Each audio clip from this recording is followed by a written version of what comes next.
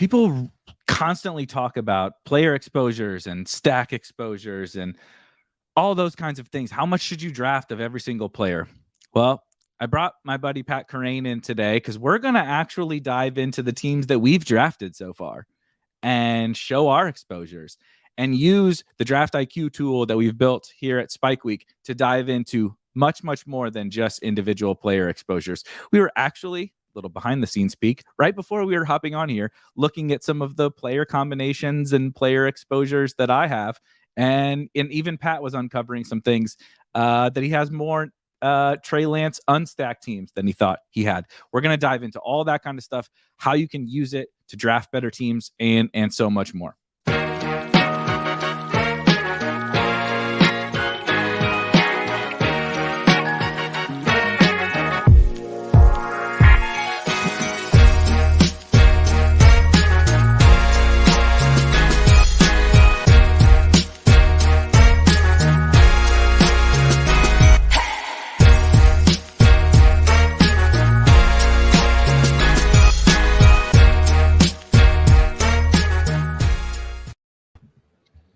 All right, guys, thank you for joining us. These are, I tell people, Pat, every single Thursday that these are like the nerdiest like shows that I do all year, so I'm going to do whatever, 52 or something of these.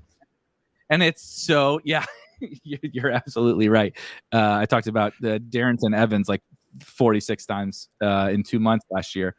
But these are like where I really like get to nerd out. But they're like kind of the most fun shows where like literally in 2 minutes before we even hopped on, I uncovered something just by trying to show you how to use something that we were working on. And I was like, oh shit, I didn't know that about the teams that I drafted. Yeah. And I think that's like some of the fun stuff. I mean, the player takes are really fun, but I love to look into kind of these, some of, really kind of sometimes silly strategy discussions. Yeah, I'm excited for this. This feels like something like I kind of needed to do. Like, this isn't for anyone but me. Like, I have 51 Best Ball Mania teams drafted right now. Okay. Feel good about some of them. I accidentally auto drafted a fourth quarterback. Apparently Spags was in my draft and was like asking Pete what my problem was. It was an auto pick. Okay. But normally I feel pretty good about the drafts. But I kind of was like, my thinking was right around this point, I wanted to really take a look and dig in and say, like, okay, are there any like major pivots you need to make? Because I've been kind of going like a little bit on gut. I check in on exposures, but I'm also just kind of like, I'm okay if things are a little out of whack. So I've been checking in and being like, this feels more than a little out of whack. I'm going to scale back or I'm going to bump up. But I'm okay if like things are a little loosey-goosey right now. It's the early period, and I'm like, I guess I don't mind if I ended up taking some fairly big stands naturally in the early period, but I don't want that to just sort of extend forever and sort of blindly take a bigger stand than I even intended to. Right, exactly. This is a funny comment from Nick. That's Spags was bringing some heat, I guess. Spags is bringing some heat, so everybody can go check that out after we get done. Two things came to my mind when you said that, and the first was I am actually in a little bit of I'm still drafting, but it's like, I don't know. My buddy texts me. He's like, "Hey, let's do a DK draft tonight," and I'll just like hop in one while like I'm cooking dinner or something. Yeah. As opposed to like when the draft season started, or when we get to August and September, where I'm just like, on the phone all day drafting. I'm in this weird period where I am trying to do exactly like what you just said. I was drafting very much so off of gut, and it's not just gut, right? It's like, I don't want to do the Gabe Davis thing. That's been a little bit. We might have to when we bring up the exposure. Yeah, I know. I know you're right. I shared my exposure. He's in my top 10. He's in my top 10 exposures. So we might have to discuss him. But so it was basically that I was drafting that guy because he was undervalued to me, and I thought he was going to rise. Now we're having the discussion of is Gabe Davis a good pick, which is totally fine, but it's like I was drafting that guy with a purpose, And now maybe that purpose has changed a little bit. So I'm taking a step back and like investigating. Like you said, I've been a little like flying by the seat of my pants, and like I'm just freaking drafting Trey Lance every time when he's at ADP 100, and we'll figure it out. We'll figure it out later, right? Because I can always. I'm in the midst of writing an article. I feel like you last year when you were writing the legendary running back article. I'm like, I'm writing this. Well, I don't know when it's going to get done, but like, you can never go back and draft a guy again, right? If we do a draft right now and we don't take Trey Lance, I can't go back and take him, and I only get so many bullets. So like, I can always stop. Like, if I just want to stop drafting Trey Lance, I have a lot of Trey Lance teams. I'll be totally fine if he crushes, but I can't go back and do it. So anyway, I'm doing that, all of that kind of assessment, and then I'm really digging into like these combinations of players, which is the big thing that that frankly that I wanted in this tool that we built, where it's like you think, like, say you go to Underdog that has exposures, right? DraftKings doesn't have exposures, but you go to Underdog and you say, oh my God, I have 50% of this player. But if you look into the player combos that you have with that guy, and you're like, let's just use Trey Lance. I want to take a stand on Trey Lance, so I drafted a ton of him in my first. What did you say? You have 50 Best Ball Mania 51 teams? Yeah. So let's just say, I'm just using round numbers. You drafted 50% Trey Lance in those 50 teams. You got 25 Trey Lance teams. You go look through those, and there's like tons of combinations of players you don't have with Trey Lance. Mm-hmm. And so then you need to assess, are you okay with that, right? Like, maybe you love Gabe Davis and you don't have a Trey Lance and Gabe Davis team because you only have 25 of them. It's not like, it's very possible that you have, I just checked. I don't. Yeah, exactly. It's a problem. Like, we gotta fix you that. Don't have Jonathan. Maybe you don't have Jonathan Taylor and Trey Lance. You don't have whatever. You know what I mean? Like, so yeah. But that's where I'm at right now in this offseason. So I thought we were in like this perfect time to like take a step back. Because same thing with you. I'm like, I need to do this for myself personally, so we might as well just like talk about it on the air. Yeah, this is like, this just has to happen. And you also know this tool infinitely better than I do. Yeah. And it's super powerful. Like, looking at all the different things you look like, I didn't realize you can pull up the exact stacks that you have. Like you got a Trey Lance, I'm pulling up my Trey Lance teams. Then you can actually pull up like the additional stacks. Like, I have 4 New Orleans Philly stacks on my my Trey Lance teams. One of them actually includes a Jalen Hurts, Taysom Hill, AJ Brown, Devonta Smith, Quez Watkins game stack. So that's kind of fun. See that, but that's the fun stuff. To that one's more, just like informational. But the some of them, like I said, that we were pulling up before the show. I have like, I don't even remember what it is now. I have like 40% Trey Lance on 76 DraftKings teams. And I have only 4 George Kittle Trey Lance stacks. And I have 1 like game stack of their week 17 game, in which week 17 is a priority to me, right? Like, especially in this DraftKings $5 tournament. So I'm like, that I can't stop drafting Trey Lance if I only have 1 Trey Lance George Kittle with like any Raider. Like, how does that even happen? You have 35 Trey Lance teams and you have 1 Trey Lance, and it's not even like Trey Lance George Kittle with a bunch with all the like Eagles and Saints and stuff that you were mentioning. It was like, all I was asking for was Lance, Kittle, any Raider, pick a Raider. I don't care who it is. And I have 1 of those, literally 1 of those teams. So those are the kinds of things I'm trying to kind of dig into now. Before we get into some of those specifics, I did want to talk about, you mentioned that like you're kind of flying, loosey goosey, or not really worrying too much about exposure at this point. But is there anything you are kind of, when you head into a draft, like monitoring, or guys that maybe Gabe Davis? I mean, FF Doom brings up, imagine being underweight on Gabe. I agree. But like, are there guys that like have risen, or is there anything you're keeping in mind in terms of exposure? Well, yeah, there's a couple things. I mean, there's guys, like I said, some guys have gotten a little bit too nuts. Ronald Jones is, as you are unsurprised to learn, I was drafting too much of. And it was one of those things where it's like, okay, like, do I really like him that much more than Rachaad White, who I also am super excited about? And it's like, and also, so I haven't stopped drafting Ronald Jones, but I'm trying to be more price conscious, where it's like, I want to make sure that any Ronald Jones shares I'm adding at this point are really cheap. Julio Jones, I was adding too much of compared to Will Fuller. So, trying to make sure if there's like, I'm just breaking ties to Fuller in drafts right now. I felt maybe a little bit light on Ramondre. So wanted to get a little bit more hit. There's like, I realized I think I'm 2-1 Jefferson to Chase right now.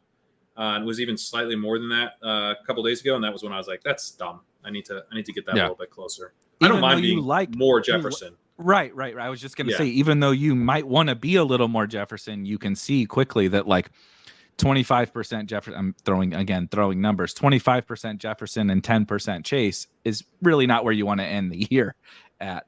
Yeah. I'm 16-8 right now, which still feels like I would like to be overweight Jamar Chase. Although it's tough because it's at some point, I like all the top 5 picks. So just give me more of those. I'm thinking before we go further, that is something that is also a priority to me. And I'm wondering how you might try to put it into practice, because I haven't totally figured out what I want to do yet. I want to be overweight, mainly Justin Jefferson and Jamar Chase.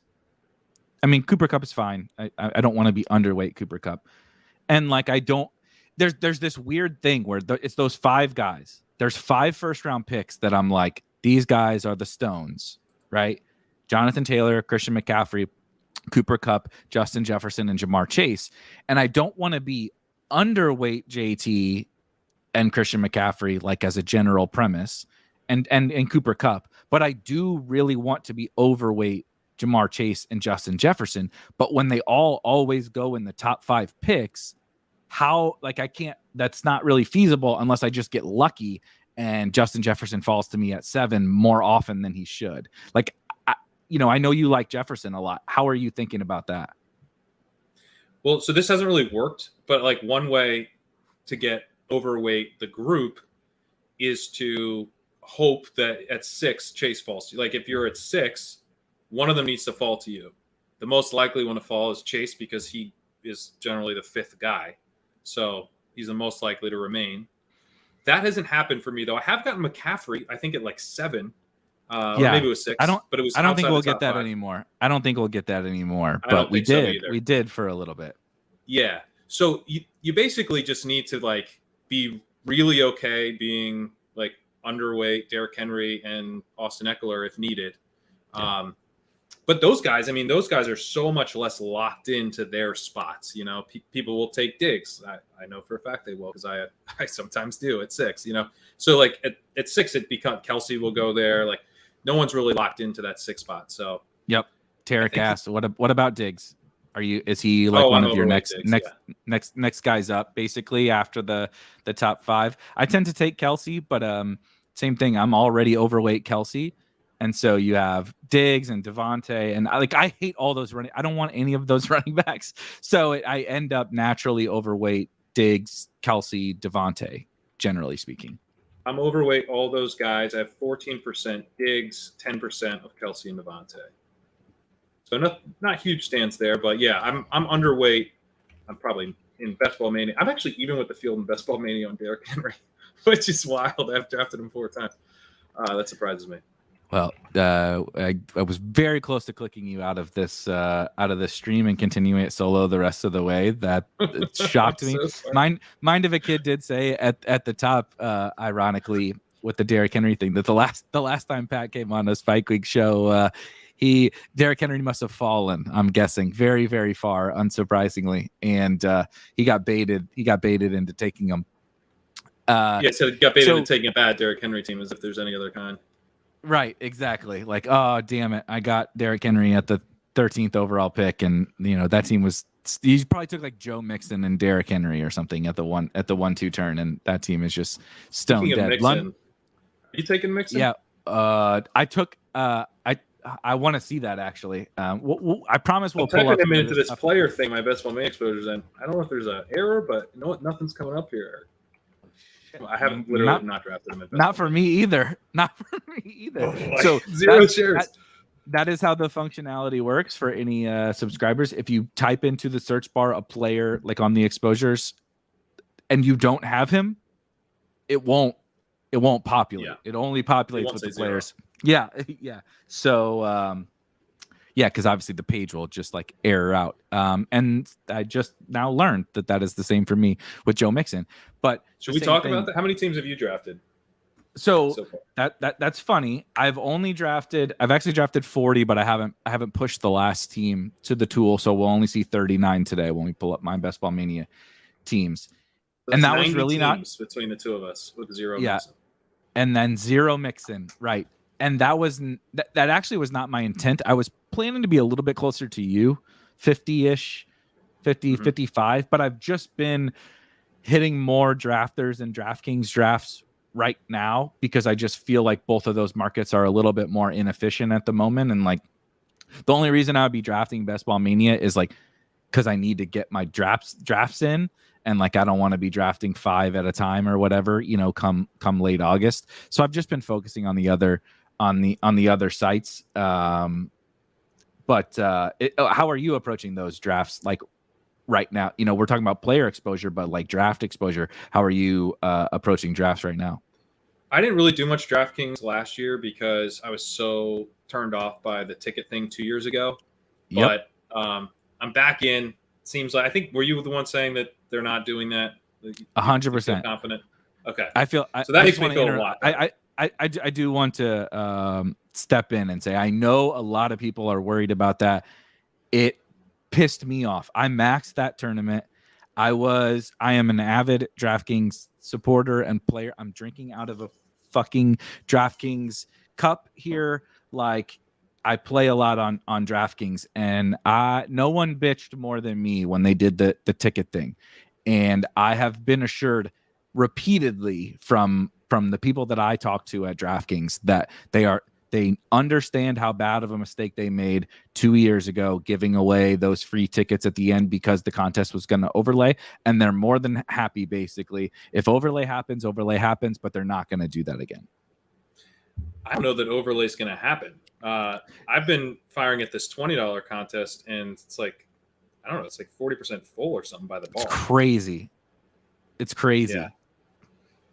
So I've been way more over there. I mean, I basically didn't play there last year, so I don't know. I think I have like 40 drafts over on DraftKings, but some of them are kind of like those. I did some of the $3 and $5 just to like warm up. I have 17 of the $20 draft, which I like the structure of that because it's a smaller. I think it's a 20-man final. Right. As opposed to a 1,000-man final in the $5, it's like almost 1,000 people in the $5. Yeah. So I like I play the spin move, which is like a very small GPP on DraftKings. I kind of like the small field style like that. It's just easier for me to get my head around. So that $20 tournament on DraftKings is pretty interesting, but you have to sit around a while for it to fill. So often I'll go in there. It'll be like 2 of 12. Like I don't feel like leaving my phone open for 45 minutes, and I'll just go draft the Best Ball Mania team. Right. That's definitely the problem.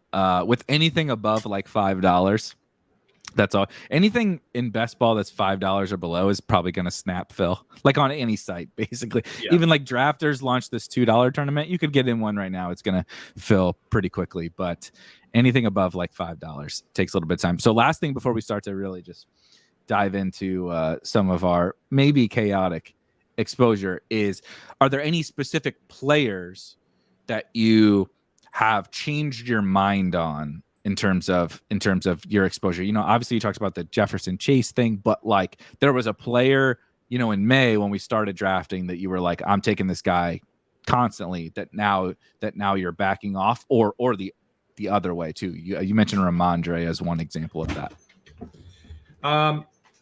ETN is one that I didn't get. Like, I'm pretty jealous of some of your stances early when I was like, hanging out in the rookie draft streets, getting I got a good guy at the 110. Meanwhile, you're scooping the 6th round Gabe Davis or whatever. So I've got my Gabe Davis exposure is both high and like at like the current market. So it's not. I don't have that sweet fifth, sixth round Davis. He was sixth round when these contests launched. Unreal. Those are good days. So I have ETN pulled up in Best Ball Mania. I am at 8%. I'm even with the field. There was a time where I was like, oh my God, I'm going to be so overweight Travis Etienne. I have him. My average ADP on him is 54. So basically, I kind of stopped drafting him once he moved up into that, almost third round range. So yeah, I kind of was drafting the fifth round ETN. I should dig in and see because I bet I have some hero builds with ETN because I'll do that sometimes with Breece Hall. Just use him as a hero, even though it's not, it's closer to like a 0 run. But essentially, I'll go with 5 running back build with Travis Etienne back in the day or Breece Hall now. The thing I'm struggling with, like real bad, is like so I haven't like fully changed my mind, I guess, but the Chargers stuff, like not getting Mike Williams early and then him going up to the 302 or whatever, like I just can't pull the trigger there. And I haven't had there was a period where I didn't have any Mike Williams. I've since gotten him, but I might only have 1 share still. Wow. Just because I was okay. It just feels so expensive to me to get him, in the early third.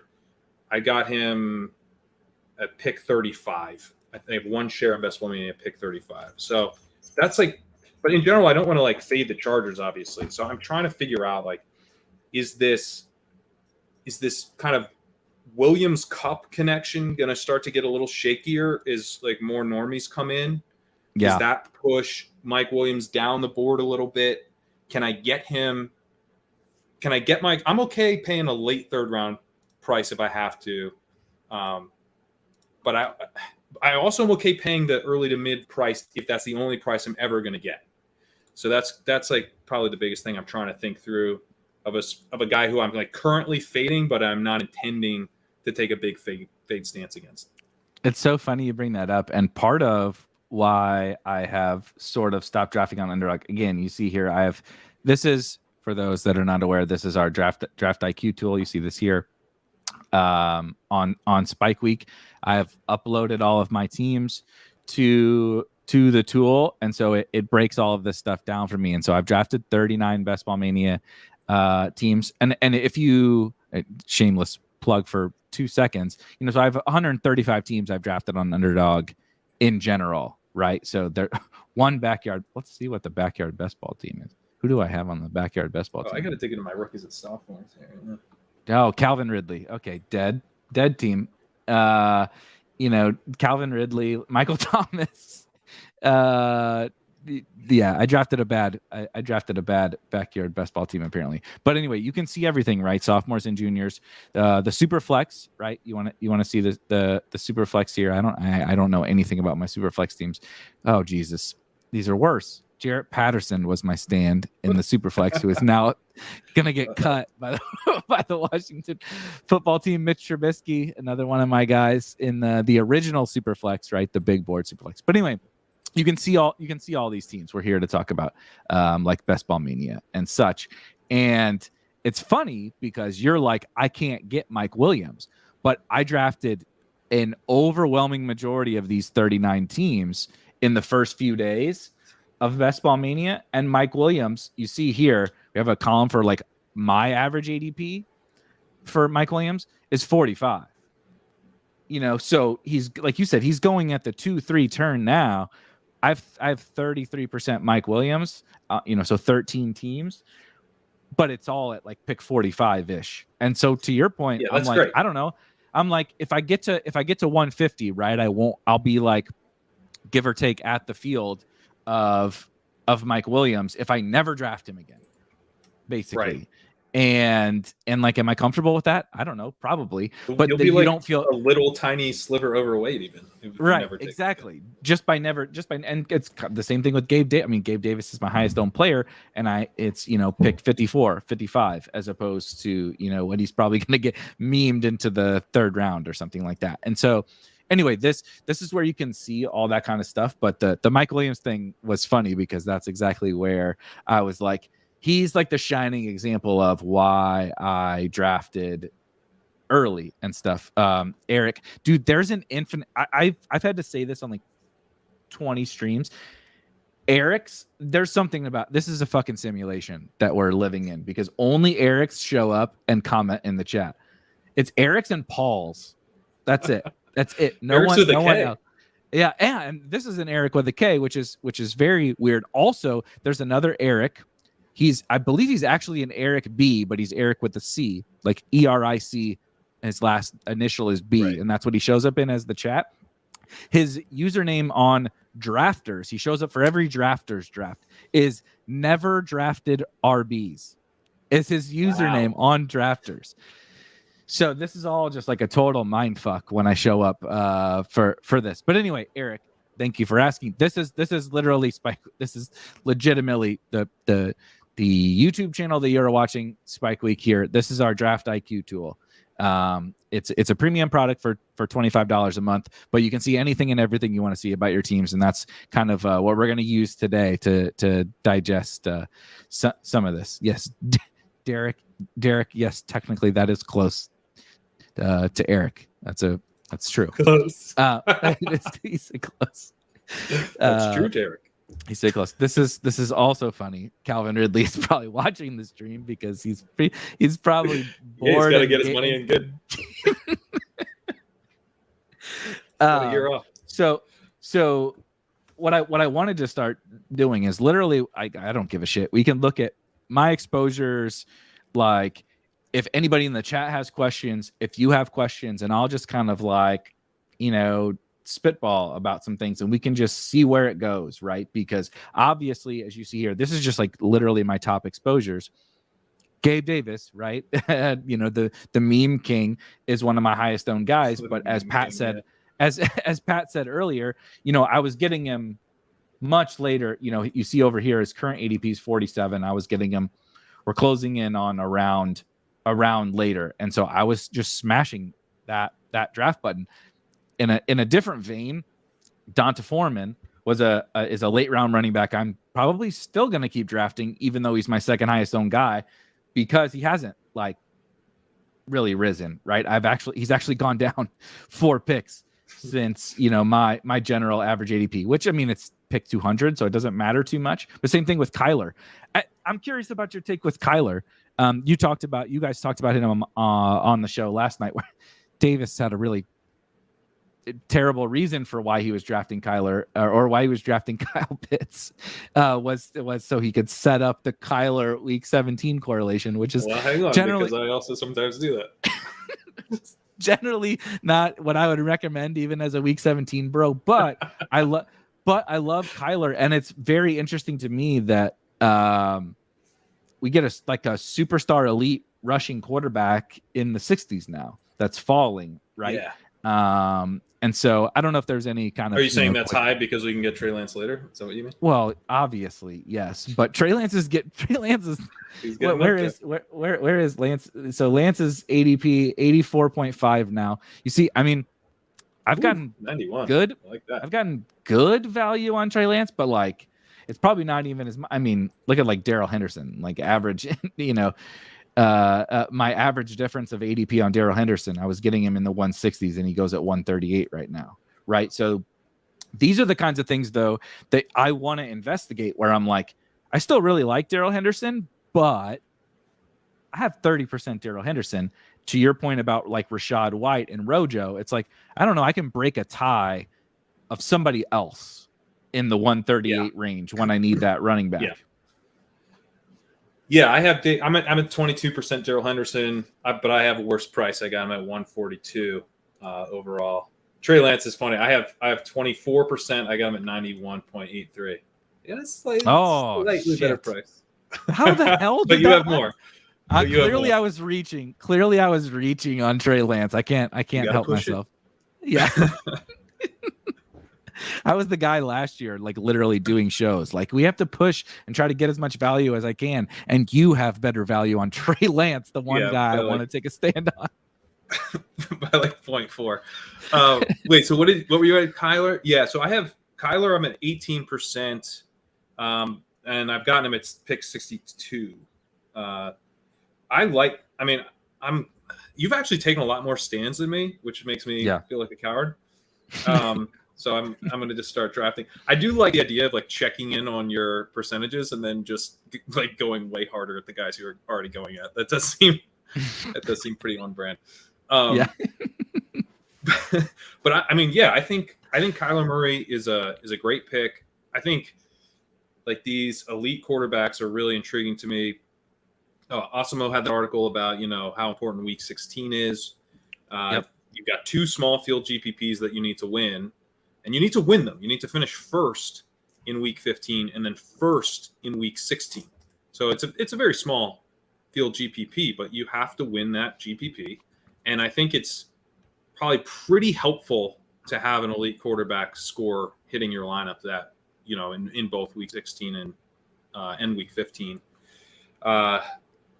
Week 17, you have to win a much larger GPP, and so I think that makes the opportunity cost of the elite quarterbacks a little tougher, which is one reason why I keep gravitating towards Lance, because I'm like, maybe I get the best of both worlds here.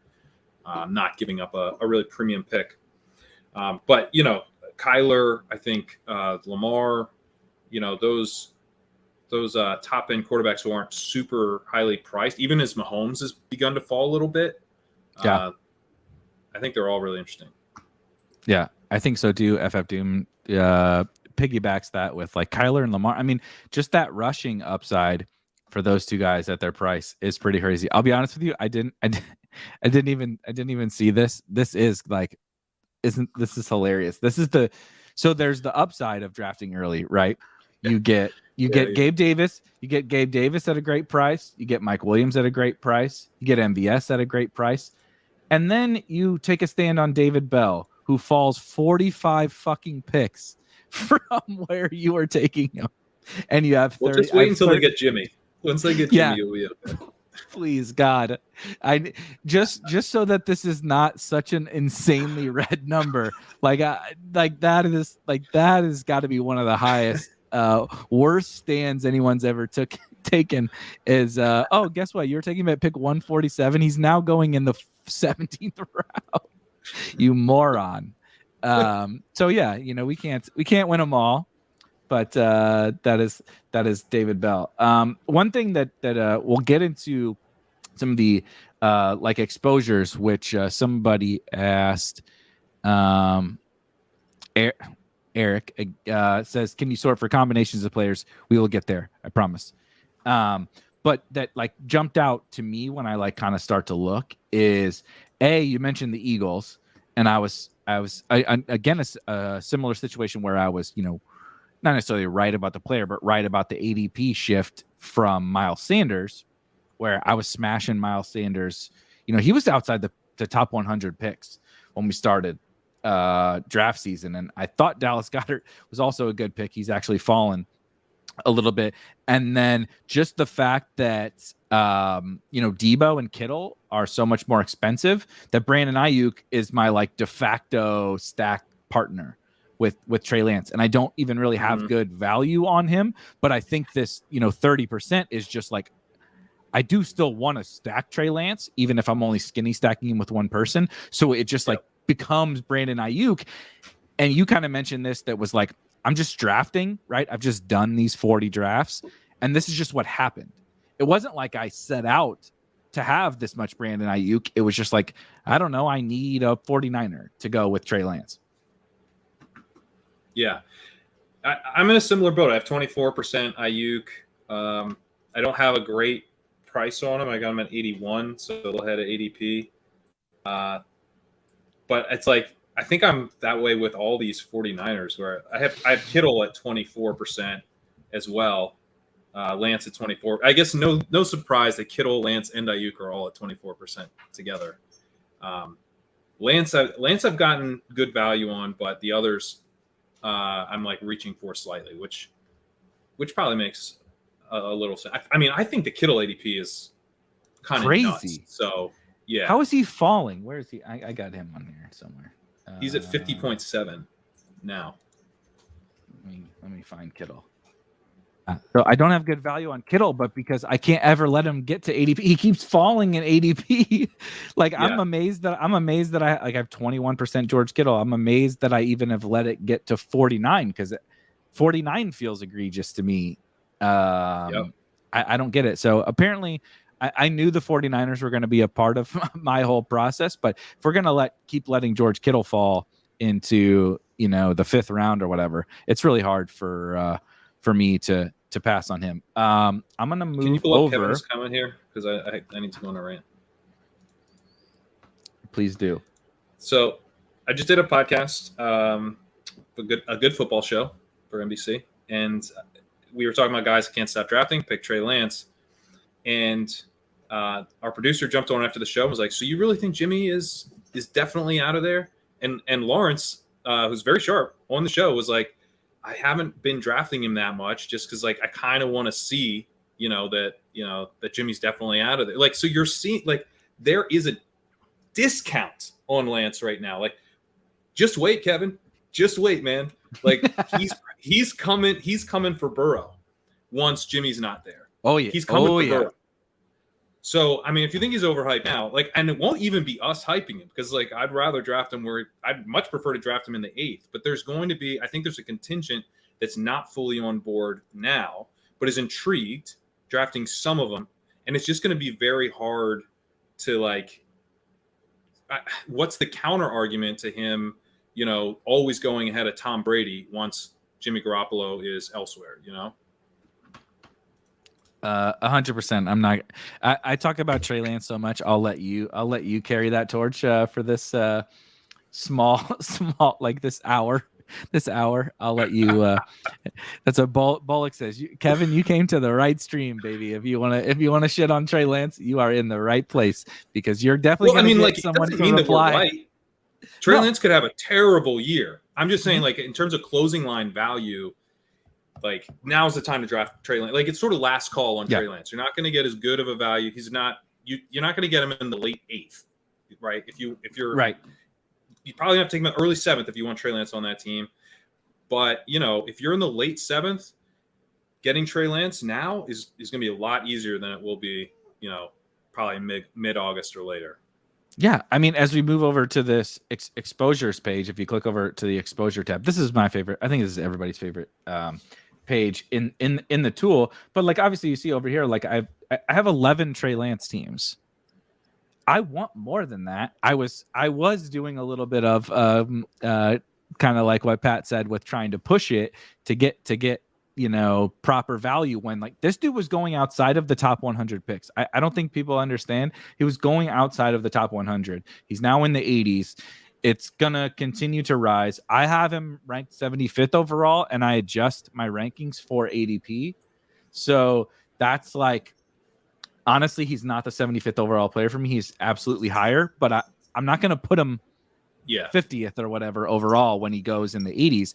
And so it's one of those things where, like you said, if you want to take a complete stance against Trey Lance, that's fine. I take stances against players all the time. But if you want to get that archetype of a player into your portfolio, like you said, you don't have much longer. Camp's about to start. He's going to be the starter. It's going to be highlight reel city. Because it was like the CeeDee Lamb thing. Who knows? CeeDee Lamb didn't work out. Trey Lance might not work out, but we memed him into the back half of the second round because his highlight reels were awesome, and he's a 22-year-old superstar. It was pretty easy. So anyway, as we get to this page, then after we dive into some of this, I do want to look at DraftKings because my DraftKings is a lot more polarizing, and I'm going to make Pat pull up his. But you can see just overall exposure right? This is just all my 40 teams, and then like what they look like from a structure perspective, right? So I have 30% zero RB teams. Clearly, the Denver and KC teams are the teams that I am really going after in week 17, and we can also click into those teams and see literally the amount of combinations of players that I have 20 teams that have Denver and KC. We're calling them stats. It's just like a correlation, right? So like you see the top one is Alberto and MVS, which if anybody that knows me is not the least bit surprising, but it is kind of interesting as you start to move down, Rojo and Alberto, Russ. This would be a fun run out for that game. Russ throws 2 touchdowns to Alberto, and Rojo has the 98-yard touchdown run or whatever that he had the 1 week. But you can like dig into all of this, and that game was the next thing that I was going to bring up. Are there games that you in week 17 are specifically targeting, and are there games that you've seen as you've started to look into your exposures that you want to like get more of or less of? I mean, I have the Denver KC one. I have 20 stacks of that, 39% exposure. The New Orleans Philly one, I have 29% exposure to, which probably I want to like. That's not going to be a great game, but we've talked about that one, yeah. So that one's maybe one to get a little less of. Buffalo Cincinnati, I have 22%. San Francisco Las Vegas, 22%. I don't have much of the Minnesota Green Bay one, which maybe isn't ideal. Like 8% there.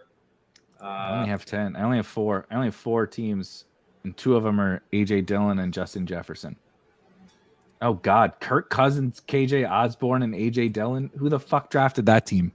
I did want to ask you about, are you adding a feature to this where I can delete a team? Because there's a team from Ship Chasing last night. I kind of would like to just get out of the pool here. This is the next step. I would really like to get rid of this Kirk Cousins and AJ Dillon. That's really bad. Who drafted that? I have Cleveland, Washington at only 6%, which looks like the lowest. Unless there's a game, I guess I should count this and see if there's a game that I haven't stacked at all. Cleveland, Washington. Okay. Also, this stack isn't matching up, but I've stumbled. Obviously, I have a lot of David Bell, so I've stumbled onto some Cleveland, Washington, and then you get a couple of Deshaun Watson, David Bell teams or something like that. Yeah, and it tends to happen. So what is your take on some of those games that, like, we're not excited, right? Obviously, you see my week 17. I mean, maybe people aren't very excited for Indy and the Giants, but like Denver, KC, Arizona, Atlanta, the LA Bowl, Buffalo, Cincinnati, everybody kind of gets why those are the fun games. But are there any of the other games, right? Houston, Jacksonville, which I thought I would have had more of. I'm kind of mad. Oh, I don't know what's going on here with this number of stacks, but I thought I would have had a little bit more of the Houston Jacksonville game, just because like they're all so cheap. But is there anybody that like jumps out to you that you want more of? I want more of the LA Bowl, but hard. I've been price sensitive, so that's, and I have a decent amount of Josh Palmer. I like Higbee and Everett, but I mean that's not the way that game's going to pay off, right? We're not going to be sitting here like, thank God I got Higbee. Exactly. So Van Jefferson, even like you said, Josh Palmer. Like that's another thing going through this exercise. Is like I tell myself during the draft, it's like, oh look, I have Cooper Kupp on this team, so like let's take Gerald Everett, and I do think it's fine, right? Or I have Mike Williams, so like let's take Tyler Higbee over whoever. But like when you really zoom out, you're like, is that really the way that this, like, if this game is really the Stones, is it Mike Williams and Tyler Higbee? Like, I think we're like, there is a scenario in which we're like also overthinking this a little bit. Well, it might even be worse than that, right? Because if there's going to be teams in week 17 that we need to separate from, if you're bringing along weak minis, are you actually running into other teams that have that same mini where you could have differentiated? So it's like this is like the next level galaxy brain of like you only want certain week 17 or like because at some point, and I guess like this is like a super half-baked thought because I don't know if we're to the point where enough people are stacking week 17 to make this a good thing to do. But in a world where everyone just stacked week 17, that was just super common, it would probably make sense to break ties in certain cases against the week 17 correlation, knowing that you would have a more unique team. We're probably not near that point now, but it has crossed my mind that, if there's going to be a lot of sharp drafters who have, like Isaiah Spiller, they're always going to have him paired with Everett or Higbee. Like maybe it makes more sense to pair him with Fant or something like that. Right. Yeah. I think two parts is we're definitely not to that point yet. Right. That I believe for sure. It also cracks me up when the bots show up. So I don't know for ship chasing. Last night I know you were running the show. The bots have started to show. It reminded me because Davis was on your show. The bots have started to show up in the chat with Davis Maddock in their name. Yeah, swear to God. Whoa. Anybody that's Rob can probably ask. I think Rob was on the last show. It's like, it's the porn bots or whatever, and it says like in parentheses Davis Maddock. That was like one of the last shows. Yeah, the bots are getting way too smart. Elon is really taking over the world now. But back to the subject of the matter. Definitely, people are not doing this, to an efficient level. But the thing that I have been thinking about, like you said, galaxy braining a little bit, is the people that are doing it, I guess, in two manners. One, sorry, that's Davis Maddock exposure that I'm not looking forward to. It's very good, but is people doing it from the start of the draft? And the LA game is the LA game and the Buffalo game are like the perfect examples where like people, Davis does this. People take Chase and then they prioritize the early bills right away, like instantly. They're like, okay, now I'm going to take Gabe over this person, or now I'm going to take Josh Allen over this person, or I took Kupp, so I'm going to take Mike Williams. That's probably the best example with the way that the ADP fits together. So that's one I am kind of thinking about a little bit. And then to your point, it's like also generally speaking, these are probably sharper drafters. And so you do start to think through some of that. And so that's where I will default a little bit to like clearly, as you guys have seen here, I have a ton of Gabe Davis. It's like on the Chase team, I don't have to take Gabe Davis. Now let's do, here, we can freaking pull it up. Let's look at not Gabe teams. Let's look at T. Higgins teams. And then we can see the T. Higgins teams. Gosh dang it. There's so many scrolls on here. This is also embarrassing. I only have two different forms of Buffalo Cincy stacks with T. Higgins, right? A, neither of them include the quarterback, which is kind of interesting. And B, they're basically all Gabe Davis, right? So it's all Gabe Davis and T. Higgins.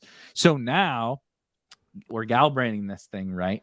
As I start to build those out, when I draft T, it's like, maybe don't take Gabe. Now let's take Knox. Now let's take Singletary. Now let's take James Cook. That's the important part of all this, is figuring that kind of thing out. Like I'm like, I like T. Higgins. I want to draft T. Higgins.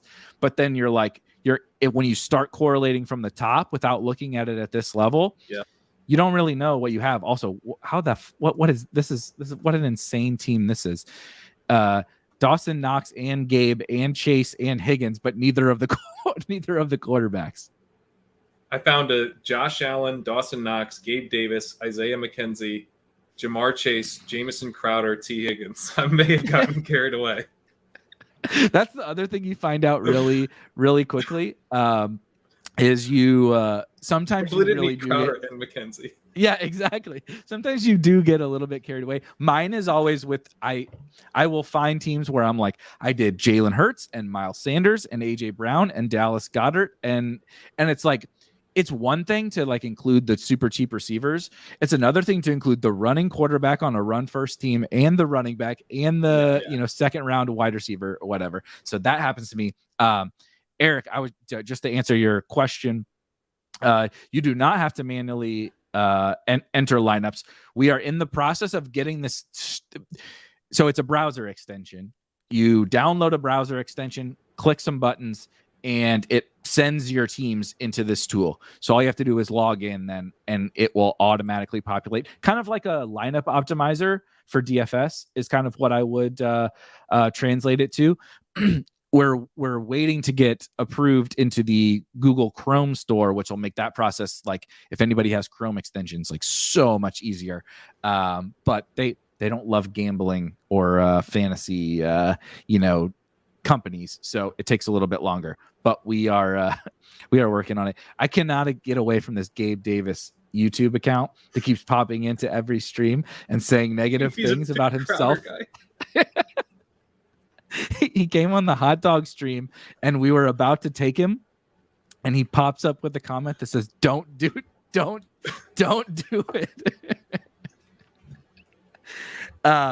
So anyway, we got a little bit of time left. I'm gonna pull up my DraftKings teams, and then Pat, I'm gonna make you share some years, and we can have some fun clicking through. So I'm gonna go over to DraftKings.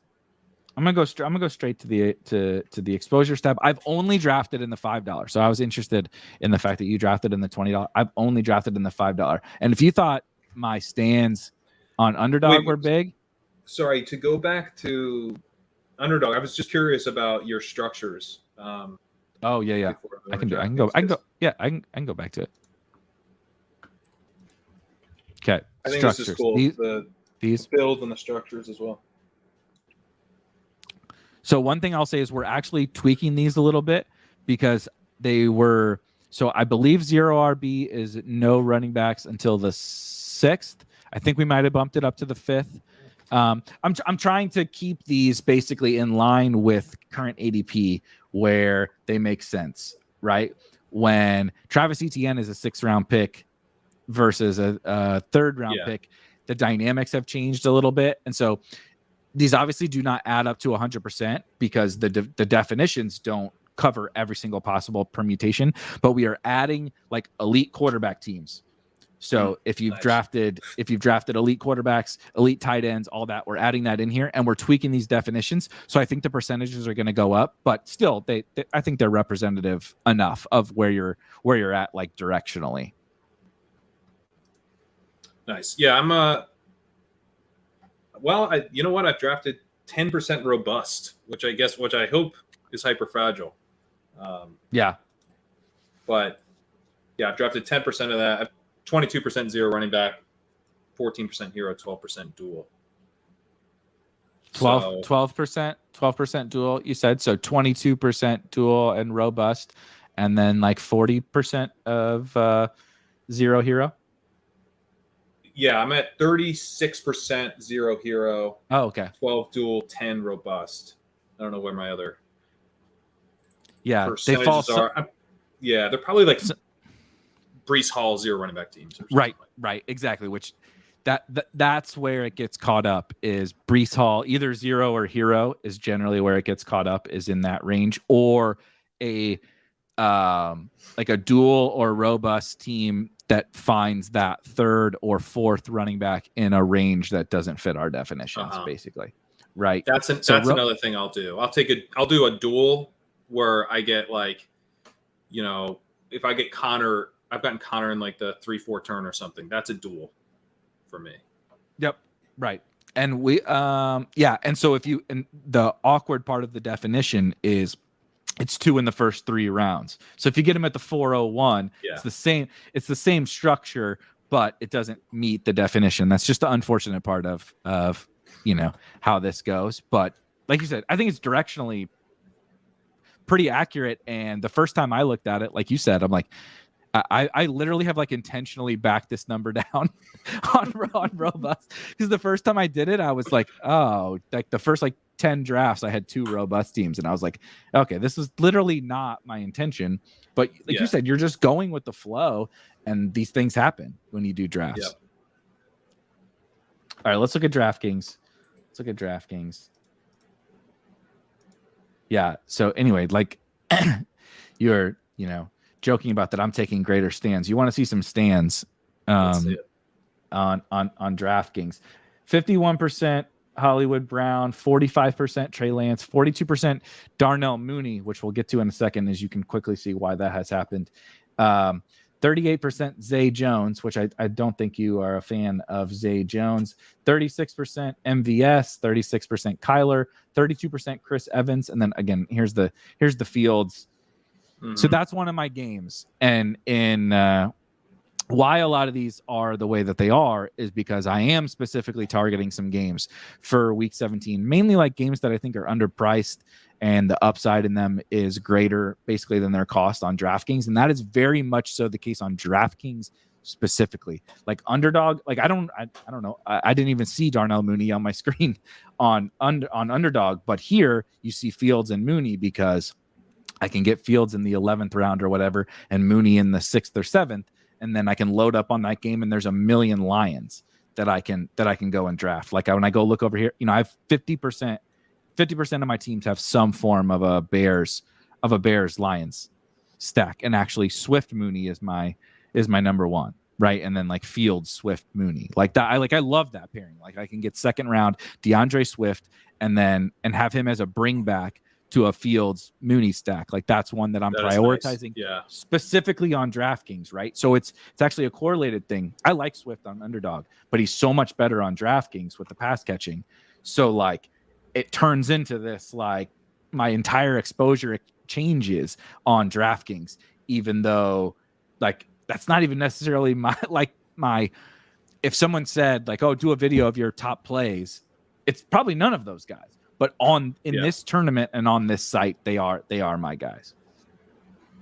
I like that. Yeah, I probably need to think through that a little bit more. Figure out what games are underpriced on DraftKings relative to Underdog. But for me, it's more like there's just some guys who go even later on DraftKings that I scoop up.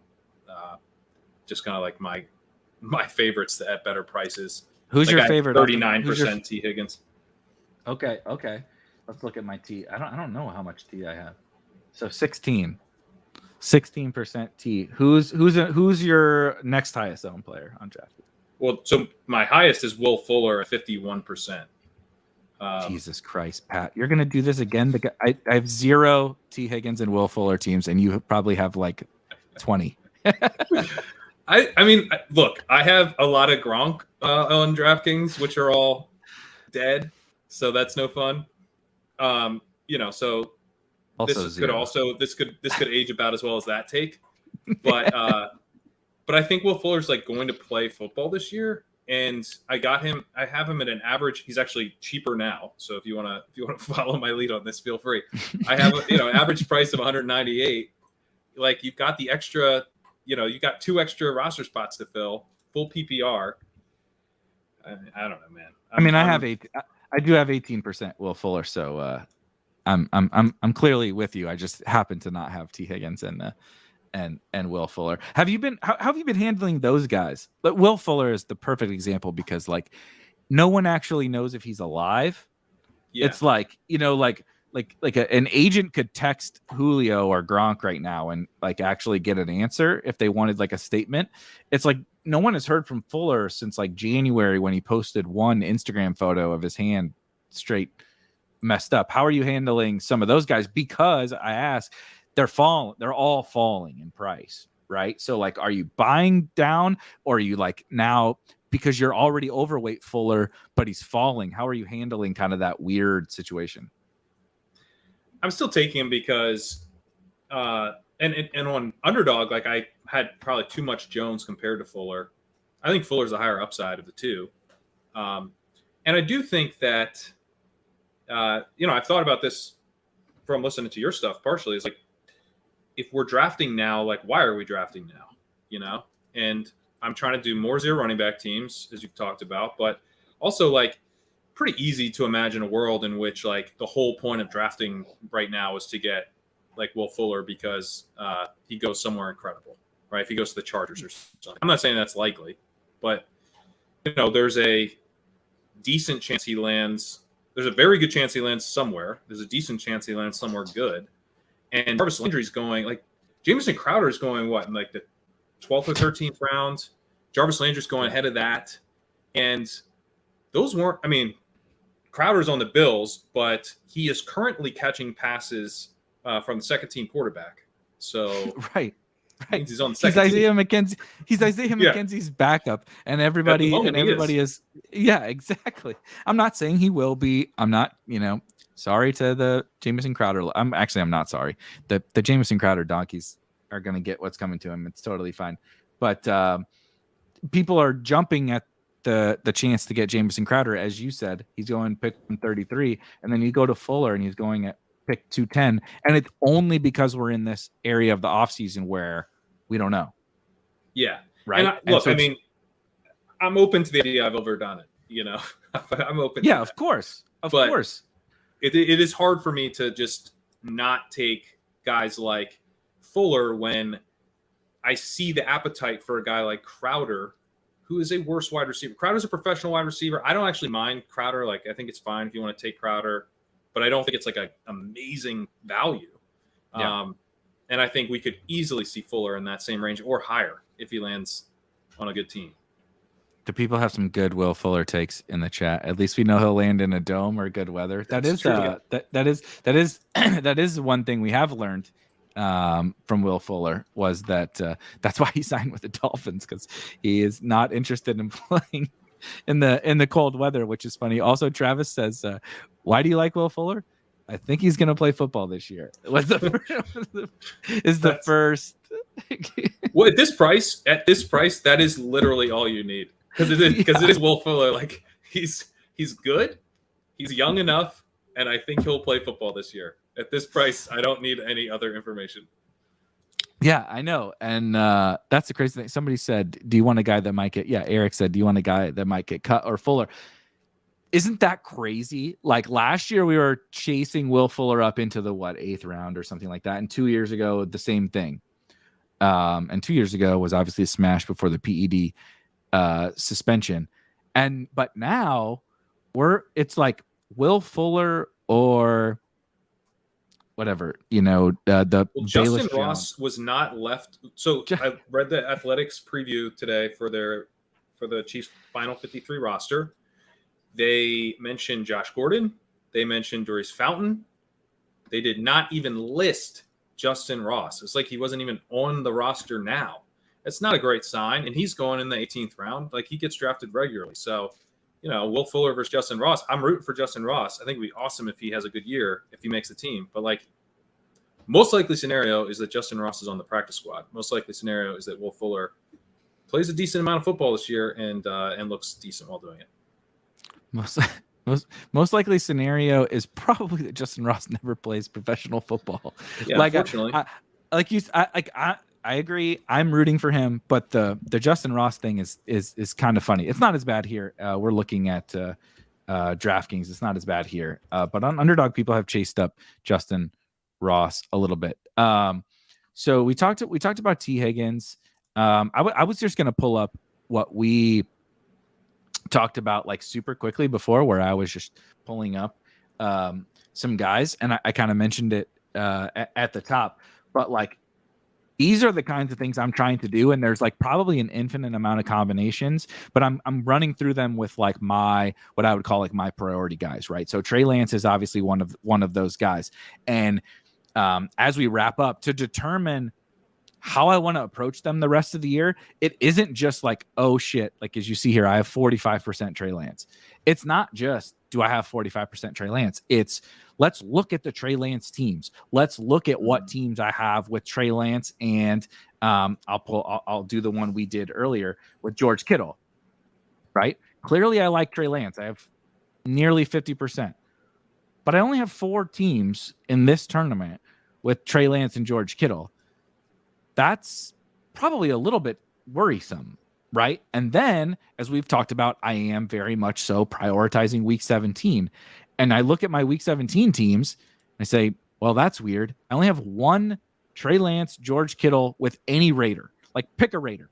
Devontae Adams, Waller, Renfro, Jacobs, Drake, fucking Zamir White, anybody. It could be anybody. And I only have one of those in 76 teams.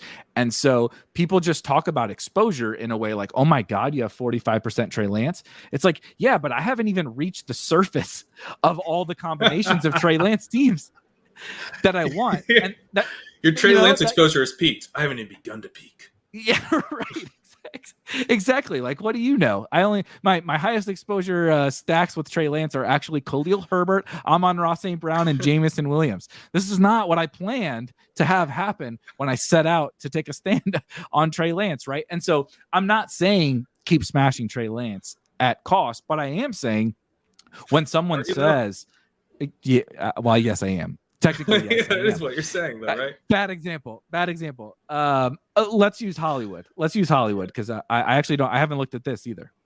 This is literally the first. You guys are learning about this exactly when I'm learning about this. Let's look at just really super simple. Two of my highest owned players and clearly a basic stack, right? Kyler and Hollywood. Oh, we got 19 of those. Okay. 19. 40. I have 19 Hollywood Kyler stacks. Yep. Wow. 5 of them are zero running back. 2 of them are hero running back. 1 is dual, no robust teams. It's sitting pretty good with the Arizona Atlanta stacks. Sitting pretty decent. 4 of them have the Pitts.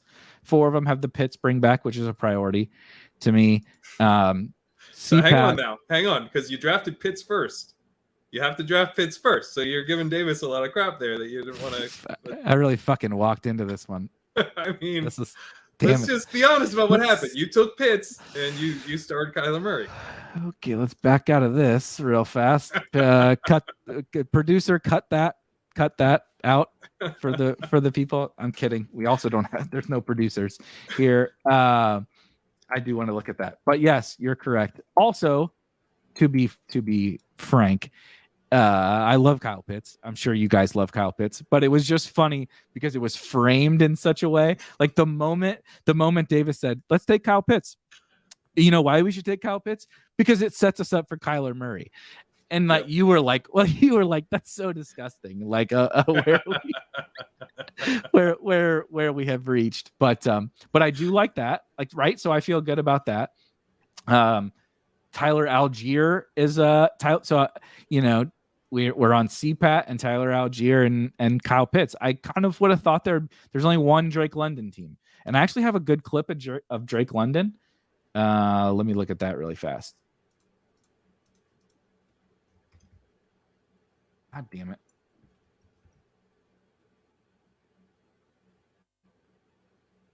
Drake London's another guy. You gotta. So I have interesting. I have a lot of Drake London with Cardinals, but not with Kyler. Basically, that is interesting. He goes right by Hopkins would be maybe why that is. And like I'm very much in on Drake London, but not. He's not like a stand guy. He's not like a guy where I'm like, yes, I want to smash him. So he falls into this weird kind of purgatory. The other Erik, you better get with it, brother. Although Pitts has not risen on Underdog. Erik says I'm only at 5% Pitts, and it makes me sad. He hasn't risen, so I wouldn't really worry about that. If you're going to keep drafting, you're probably in totally fine shape to keep getting Kyle Pitts. All right, Pat, can I get you to falling, if anything. Yeah, can I get you to pull up your DK teams and share your screen and we can look at it? Well, my teams are bananas, so let me pull up my.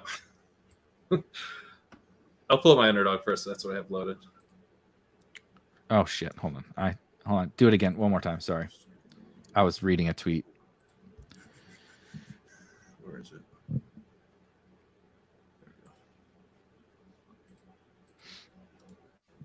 All right, here we go. So these are my Best Ball Mania 3 teams. Oh yeah, perfect. Tell Leone. Oh god damn Leone's it! rubbed off here. God damn it, Julio Jones. Julio Rojo. Jones, my most exposed. That's disgusting. Hold on. Type in Julio. I want to look at the Julio teams. No, up. Sorry, one more. Oh, sorry. Yeah, up to the next. Yep. Let's see what the Julio teams look like. Shocker, they're more robust. Yeah. What a surprise! If you're drafting a 40-year-old wide receiver, you also drafted a bunch of running backs in the first. It is so bad, isn't it? It's like, where is he? Is he when you took running backs early? You're like, no, he's probably. Oh yeah, he is. No, Julio fits a zero running back team. It's a perfect zero running back pick. Let me look at my Julio teams. All early running backs. 50% Rojo, which actually isn't much above the baseline percentage. Yeah, so it's normal. Yeah. Interesting that the week 17, the highest week 17 game is Jets and Seattle. Yeah, actually, so that's where we need him to go. We need him to go to Seattle, and I'll be pretty. No, Julio Metcalf, and Lockett catching passes from Geno Smith. There you go. Pittsburgh, Baltimore. I've got some, so that maybe he lands in Baltimore. That'd be all right. Interesting. What were the Rojo, obviously, AJ Brown, Sky, Hamler. Okay. Yeah. Rachaad White, who I've been actively trying to take more of. I think he's going to move up. Greg Allman was on a Good Football Show Monday saying that he thinks he's already clearly the number 2 guy ahead of Giovanni Bernard. So okay. Is Keyshawn Vaughn just? I haven't listened to that episode yet. Is Keyshawn Vaughn just dust then? Is he even going to make the team? Yeah. I think he's dust. Yeah. Maybe he makes teams a special teams guy or something. But here we go. This is like a good one. You have 22% Justin Jefferson. Oh, is that right? Yeah. I thought I had less. I thought I had 16%. Yeah. Oh, 16%. Okay, 16. Yeah, that must have been with the Julios. With Julio. Yeah. Perfect pairing. Jefferson's gonna carry you to the playoffs, and then Julio's gonna pounce. Yeah, Jefferson has a down week.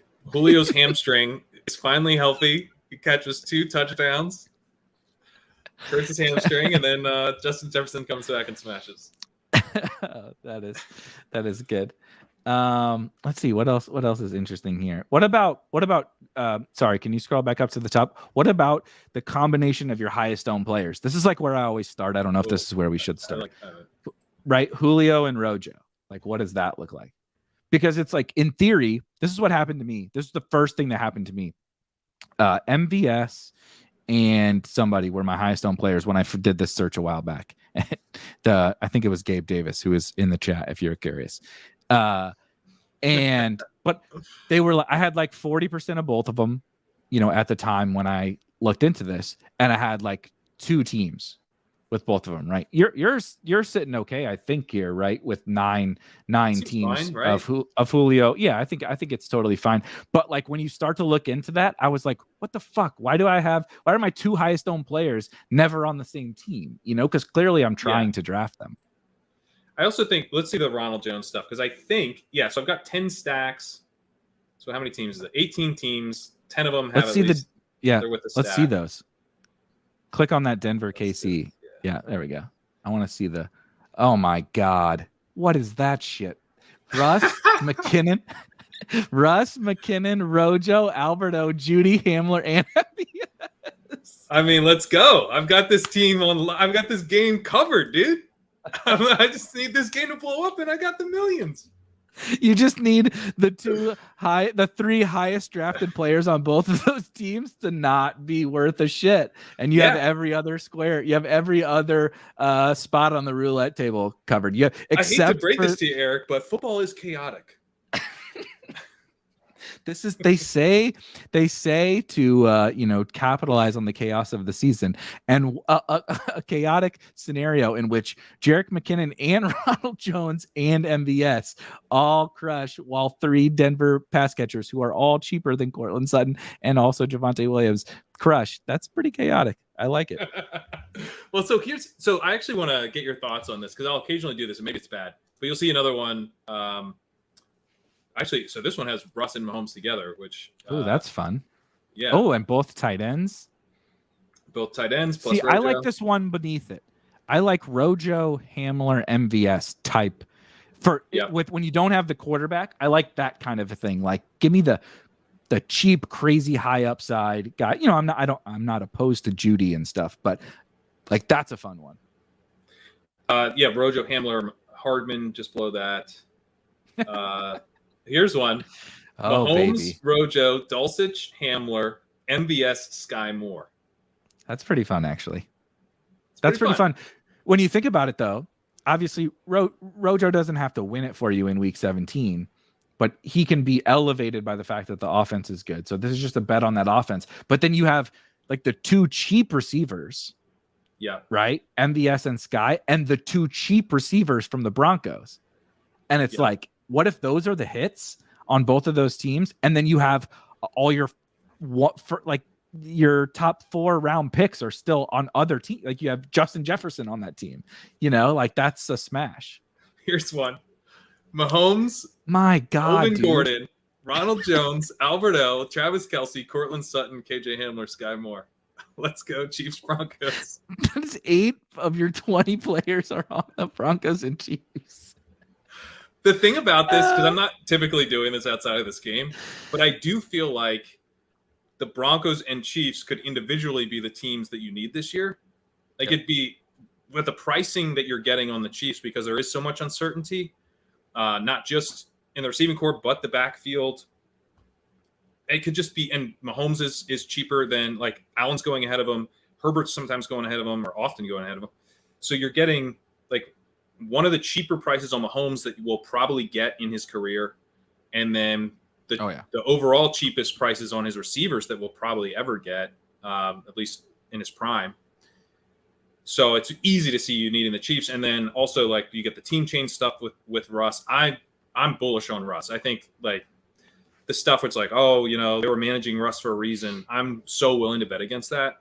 Like, obviously, maybe that could be right, but like, I'm willing to bet on the upside case where Russ, as a deep ball thrower, he wasn't quite the same last year, but he gets back to where he's basically always been, and brings a couple weapons along. So I'm not really doing this like these massive game stacks with other games, but with this one, I kind of am occasionally, because one, I think both offenses could help me get there. But then, so this is the thing I was going to bring up earlier when we looked at this other game stack, is like, if you have Russ and you got stacks with him, but then you have a couple Chiefs, and in this case, like this one was Jarek and Ronald Jones and MVS. And then down here, I've got the reverse where I've got the Mahomes side. Yeah. I've got Melvin, Alberto, Cortland Sutton, KJ Hamler. Maybe that's a little bit too correlated or whatever, but like I only need one. Like, I need the game to blow up for sure, but I don't need every single one of these guys to hit, right? Like, I just need, like, I'm giving myself outs at the right bringbacks. Maybe there's 2 bringbacks you need, and I've got 4. Right. Like, how like, it's, at what point would it be bad to keep adding bringbacks, and is this that point? So 2 things. The first that you hit on obviously was fucking with you, because we pulled up a team where 50% of your guys were from this one game, and it was funny to look at, and there was like 4 running backs. But but in all seriousness, I probably have some of these too, and it's important to understand that nuance, right? This is helpful to visualize this. But I couldn't agree more at all with anything that you said, or with everything that you said about Denver and Kansas City. If, like, even on like drafters, where the playoffs are irrelevant, week 1 is just as important as week 17. There's no playoffs and advancing and all of that shit. I'm drafting a ton of Chiefs and Broncos on there. Yeah. And I may have teams that have 5, 6, 7 of the guys from those teams, because of just the nuance of, again, everything that you said. I'm super bullish on both of these guys. The prices on everybody are absurd. Yeah. Sutton has gotten a little bit pricey. Outside of that, Judy has fallen. Kelsey's fine, right? Everybody is totally affordable. Russ is one of my favorite quarterbacks, probably second to Lance. Him and Kyler, I guess. They're in this bucket. He's right there with Lance. So, like, you're going to end up, in my opinion, if you feel the same way that both of us do about those 2 teams, you're just going to end up with some of those teams, because you get to the whatever round and like the best pick is a Chief. So, like, take the best pick.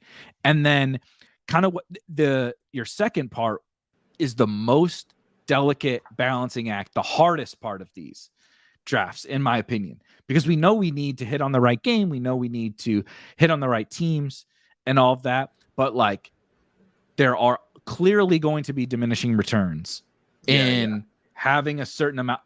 But I don't know what that right answer is. And certainly cost is a big part of that, right? Like adding on Jerick McKinnon or KJ Hamler is very different than doing that with the Bengals, where it's like Chase, Higgins, Boyd, Mixon, Burrow, right? Even like Hayden Hurst, you add on Hayden Hurst, like, you know, the cost matters so much. And so that more so than how many, it is the cost to me. And I am definitely more so on trying to kind of hit the nuts on DraftKings in the $5. You mentioned like the $20. I don't really give a shit if I have 7 or 8 Broncos in like that $20 or like their single entry tournaments, or like if you want to play the higher stakes stuff. There's like 10 people in the final of the $500 or whatever. Who gives a shit? Just hit the right Broncos and Chiefs. Like, you know, at that point, it doesn't matter. Now, but again, in this $5, it's like, I'm going to play it a little bit tighter and try to kind of hit the nuts on the players. But I think it's a lot more tournament specific and then team specific, right? I don't want to do it with the Bengals and Bills. Like if you had this with the Bengals and Bills, I would be like, I don't think that's very good. But with these two teams, it's totally fine, I think. Yeah, and some of it's like I'm tacking on Dulcich, I'm tacking on Hamler. It's so cheap. This one's kind of Russ, Javonte, Dulcich, Hamler. You can see I got boxed out. I got boxed out of my actual stacks. But you get Sky and Mecole, who is like, I don't know, one of them kind of has to hit, like at least over the season. Like one of them kind of has to hit, and the other one can still hit at their cost. It's like these two teams are just like unicorns, really, to me. Yeah, that's how I feel too. I'm realizing that, so I don't have any Mahomes Javonte, which is, you know, maybe not like the most fun way to play that game, but certainly plausible. And all my Mahomes have Rojo, so I gotta fix that. I gotta get some. All Mahomes have Rojo. What was the first one you said? No Mahomes Javonte. No Mahomes Javonte. Let me see what else. Oh shit, I don't either. What's going on with the Mahomes? Yeah, so Mahomes I've got. Let's see. What about Sutton? I've got one Sutton. I've got no Judy. No Mahomes Judy. No Mahomes Javonte. Right? Yeah, that's not great. What about? I've got a bunch of Mahomes Hamler too. Alberto. Patrick. Okay, I've got one of. No, none of. Alberto. So probably. I've got 3 Alberto. Okay, so it's mostly Mahomes Alberto then, right? As the Mahomes Alberto. Okay. Yeah, 1 Dulcich. Of course, shocker. Yeah, 2 Hamlers. Yeah, so I probably need to prioritize. Interesting. But although on the other hand, like I guess I don't hate that that's the way I've done it so far, because I'm getting like the cheaper bringbacks, and I've been kind of putting more game stats together, or I'm just like throwing shit at the wall. But probably need to prioritize some like thinner game stacks with more of the premium pieces when I'm doing it from the Chiefs side, which I didn't really even know I wasn't doing that. Right.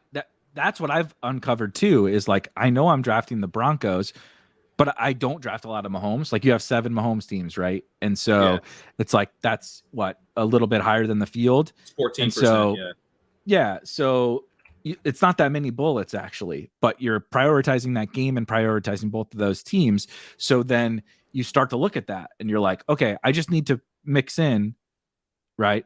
Okay, I get to the 4 or 5 turn. Let's do Judy Mahomes here once.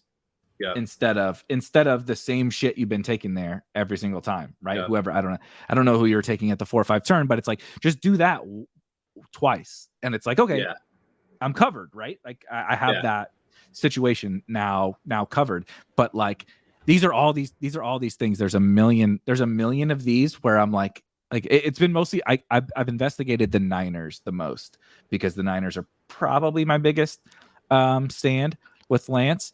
I haven't honestly invested looked into the Broncos game enough. So I'm loving looking at yours because I'm like, God damn it, I know I have all these same issues. Yeah, yeah, and I'm realizing here, like I don't have any Russ Juju, which it feels like I've got Sky, I've got MVS, I've got Kelsey, I've got McKinnon, I've got Rojo. I think I drafted Clyde Edwards-Helaire once, so I don't have him. I got him after Damian Harris that one time though. I was like, this is where he should go.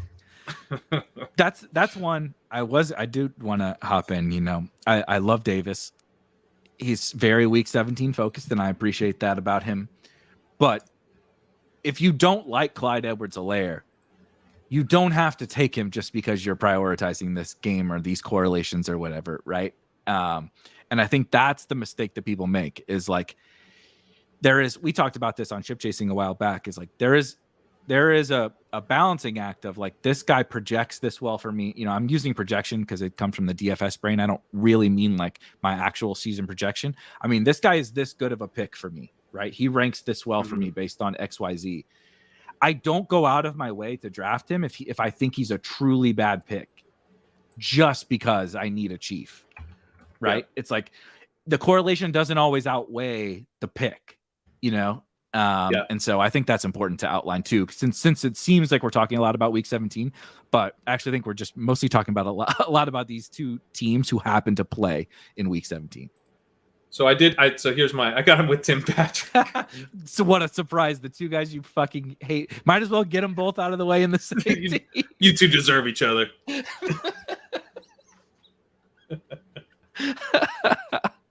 Oh man, that is really I wonder funny. Where did I get him? I bet it was late. Yeah, pick 98. 98. Wow. Yeah. 20 after. Yeah. I do have my point where I'll take him. Yeah. But yeah, no, I agree with that point. I think the way it works for me is like I'm more likely to take him at like CEH at an ADP discount if I already have right. Which clearly I haven't been getting the discount to the point I want since I've taken him once, but one time. Yeah. Anything else that has kind of jumped out to you? For we've gone over a little bit, but that's okay. Or if anybody has a last minute question or a person you want to see Pat pull up. What I was thinking was this was kind of our first pass, you know, kind of in a debt, you know, we'll just call this the halfway point. It's not really the halfway point, but then we can come back later, like closer to the end of the off season and be like, okay, you have 51 Best Ball Mania teams in. When you do another 50, now let's see, you know, or 75 more. You're like, I only got 25 more bullets. How should I approach those 25 more bullets? We can come back, you know, in August or whatever and do this again. I like it. Yeah, Herbert's a guy. I only have 2% Herbert. I've talked about my issues with that game in terms of just the overall pricing. I feeling like it's really hard to get to.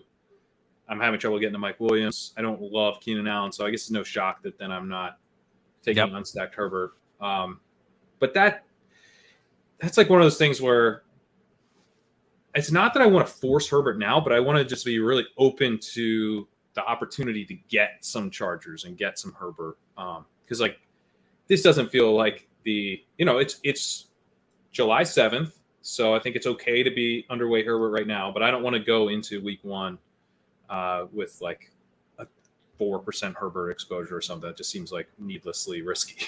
Like why would one choose to do that?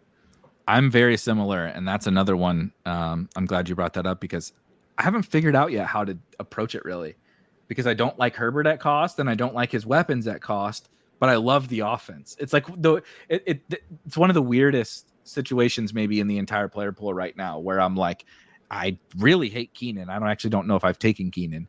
And Mike Williams, like we talked about, I have a bunch of them, but it was from the first few days of Best Ball Mania.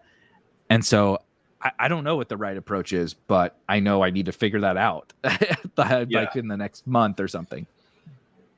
Yeah, and I'm hoping that's like one of the things that I'm like really hoping will change is more normal drafters come in. Is that like maybe Herbert won't fall, but maybe his weapons fall a little bit, and that just makes it so much easier to draft Herbert because he's not the most fun quarterback to backdoor stack. Like you can get Palmer, you can get Everett, you can get Spiller, but even like with Mahomes, like you can get CEH, you can get Rojo, you can get McKinnon, you can get, with Herbert, you're getting a backup running back. Like if you don't already have Eckler. So it's just tough. That's probably one of the biggest things I'm keeping an eye on.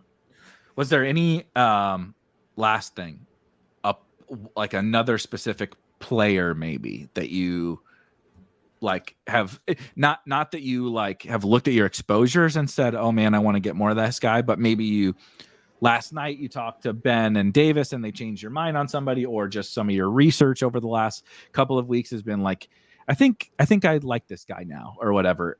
Is there anybody like that that we can pull up? Or vice versa, that you were drafting that you hate now? You have a lot of AJ Brown. What are you going to do? Are you going to keep smashing AJ Brown? He's a kind of a polarizing name, because he mentioned we don't love that game. He's interesting. What are you doing with him? Yeah, Adam and Evan just had a hot take podcast where one of them was saying he didn't think AJ Brown would. I forget exactly what the hot take was, but basically it was an AJ Brown fade take, and they were in total agreement. Denny had AJ Brown as a player he's avoiding in drafts. So it's not just that like I have a bunch, but really sharp people are being like, this is the like one of the guys that I think is overvalued. I'm like, cool, I have 31%.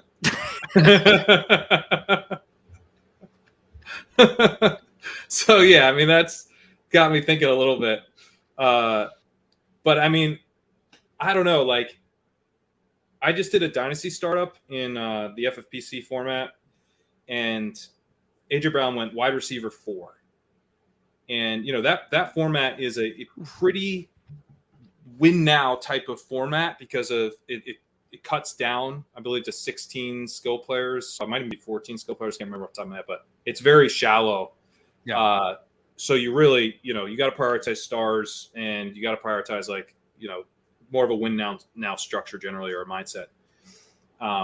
So within that context, even more, it is just impressing upon me. Like, yeah, AJ Brown is a superstar. Everyone, if you're looking long term, it's like he's a superstar. I'm grabbing him here. I think he was in the 3rd round. It was super flex draft. I mean, it's tough for me to see AJ Brown in the mid-3rd of a draft and not click the button. It's just really, that's just like, I'm betting on talent. I'm betting on a connection with the quarterback, which is like delightful. I'm betting on a coaching staff that was quite pass heavy to start the season. They obviously went to extremely run heavy in the kind of the back middle part of the season. They came back towards balance to close the season, but then they trade for AJ Brown. So that would be an indication that maybe they want to pass a bit more. Good offensive line. I think this could be a really efficient offense. So, man, I don't know. I mean, like, I guess I should probably. You know what? Part of the other thing is like I'm not that excited about Pittman. I've talked about the Chargers guys feeling overpriced. Like, I guess maybe if DJ Moore's ADP comes up in there, like I could talk myself into that now. But I still like AJ Brown. I mean, AJ Brown's a better wide receiver than DJ Moore. So I just, man, the talent stuff is just, it's so hard for me to. I mean, we're still drafting Tyreek Hill ahead of AJ Brown, and I think there's some volume concerns with the Dolphins. He's got some target competition concerns. So if I'm getting AJ Brown like 6-7 picks after Tyreek Hill, I want to do that. So I don't know. Yeah, this is probably going to be a big stand of mine. You're getting AJ Brown 6-7 picks after Tyreek Hill last year, give or take. It's close enough.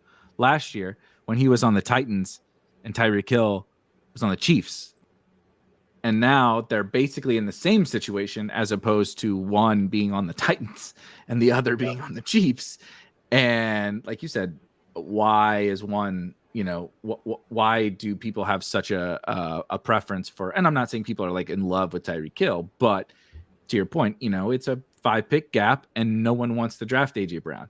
So I'm also in. I don't have as much as you, but I also have a lot of bad I was drafting like Javante and stuff in that range who has fallen. The second, third round area has been very weird. There's been more movement in that area than I think in traditional years. Devin, your question, we don't have time to hit on this one, but we will bring Pat back. If you really actually want to get that question answered, there are some articles up on the website, and we have a wonderful Discord.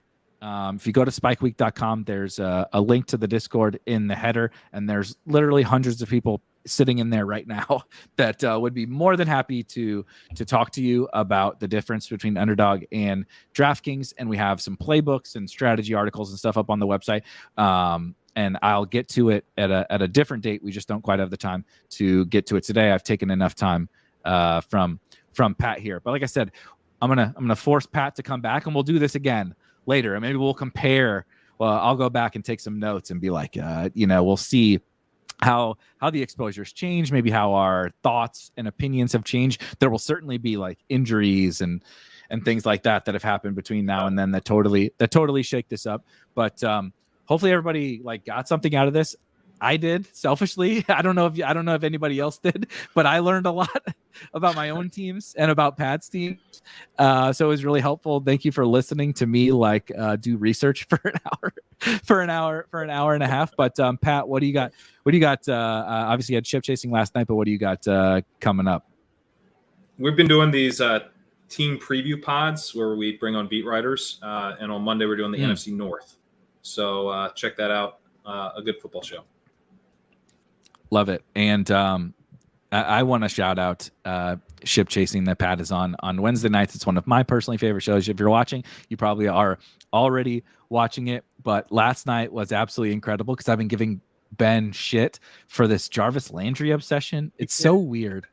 I can't figure it out. The king of like young players and young wide receivers, like I can't listen to any content that he does without him talking about Jarvis Landry. And I take the dogs for a walk, and we've like barely made it out of my subdivision, or not my subdivision, my driveway, and Ben's talking about Jarvis Landry already. And so I just thought that was funny, but it was a very good episode, and obviously you should listen to everything. Go ahead. The Jarvis Landry thing is so funny because I forget. He was like, I think someone called him out. I think you did, or anyways, Ben was like, wait, did I say that on this show? Like, because I've heard him talk about it on Stealing Bananas, but Ben has just been on vacation, so I feel like he like talked glowingly about Jarvis Landry on Stealing Bananas, and then went on vacation, and then came back to everyone being like, oh yeah, you're the Landry guy, and he's like, I'm what now? It's like, what do you mean I'm a Landry guy? So I actually never explained that was my perception of it last night on chip chasing. So I probably should have been like, by the way, Ben, I don't know if you remember, but you did make actually quite a compelling case, in my opinion, for Landry on Stealing Bananas. But I don't disagree at all with anything he's saying. It's just, if you have gotten to know Ben at all over the years, it's like so funny to hear him every time. And I probably just, it hits me now because like for whatever reason, after he said it like a couple times, I'm like, okay, dude, you guys talked about Jarvis Landry for 20 minutes. That's enough. I get the point. And then the next episode, it's like, well, yeah, Jarvis Landry, this, that, and the other. And I'm like, God damn, like, can we not talk about this 30-year-old, wide receiver with an 8 out of 4 or whatever? Like, let's move on. And so it's just become like a thing where it's like, it's a dog whistle for me when Ben says Jarvis Landry. Like, my ears just go crazy. Did you enjoy that DJ Moore is a slightly better Jarvis Landry take last night? It both simultaneously excited me and made me sick to my stomach. And it was one of those weird things where like I was like, damn, that's a really good way to put it, but also don't put say that. Yeah. It's valid, but stop. Yeah, exactly. That was exactly how I felt. So anyway, Pat, thanks again, and thanks you guys for coming out. I will be back tomorrow drafting a team. I sort of lied. For the people that are listening, I sort of lied last week when Rob and I did the hot dog eating contest. We are going to delay our next stupid, incredibly stupid draft that we do with like a challenge. We call it with a twist. We're going to be doing like a hot ones basically episode. But just to be totally honest, it's my sister's birthday tomorrow. If I do hot ones at 4 p.m. and then try to go out with my family for dinner, that's not going to work for anybody. So we're rescheduled. Just like last week, if I would have went out after eating a bunch of hot dogs while drafting a team, that would have not worked. So we're gonna reschedule, but I'm going to be drafting a team tomorrow. I'm actually going to be trying to employ a late round quarterback strategy, which is like not in vogue anymore. It used to be, but it's not in vogue anymore. So I'm going to draft a late round quarterback team tomorrow at about this time. So for Pat and for me, and of course for my dogs who are actually sleeping and we're good during this episode, I will see you guys tomorrow.